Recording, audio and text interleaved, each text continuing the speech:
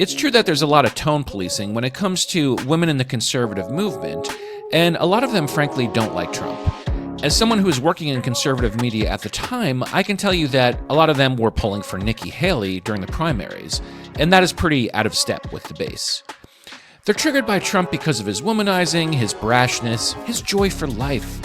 One such woman wrote a column at Unheard, lamenting this return to masculinity which Trump represents. Quote, "His brand of masculinity is a departure from the patrician, family man Reaganism. Here is a president known, to put it generously, for his red-bloodedness, who has been caught on hot mic bragging about grabbing women by the PUSSY, and who told an apprentice candidate that her offer to drop to her knees to beg judges would be a pretty picture." So there's the list. She has the list of naughty things. Hey, I don't personally talk about women like that, but some guys do. And she's right that this patrician family man that you saw in the 1990s, with conservatives that had this kind of chivalrous attitude towards women, one that doesn't make sense anymore, frankly.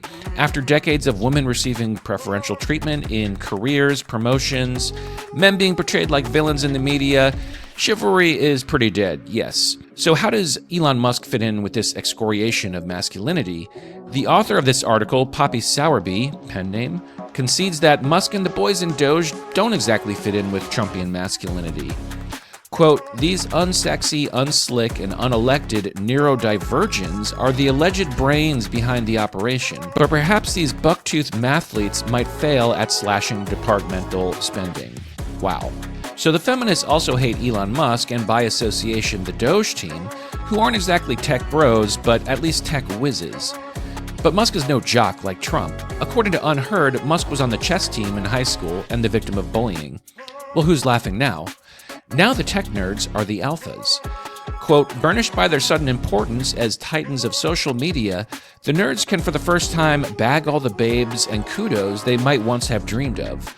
Musk, a pronatalist father of 14 with a herd of baby mamas, has been linked to Tallulah Riley, Grimes, Amber Heard, and many more besides."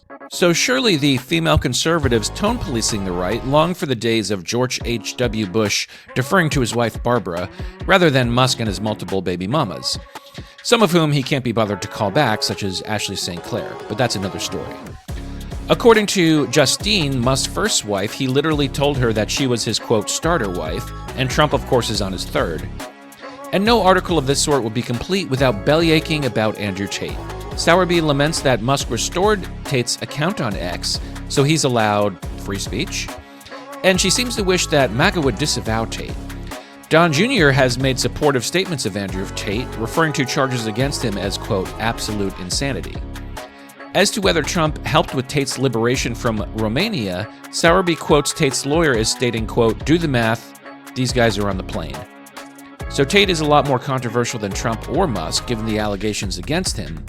But one can't help but think that Tate's greatest crime is supporting Trump. Sowerby is so upset that Trump supported, or at least silently supported, Andrew Tate and possibly helped him get out of Romania, that she rehashes the allegations against Trump, no matter how dubious. Quote, "Trump's own track record has been conveniently forgotten, but let's not forget that he himself has been found guilty of sexual assault."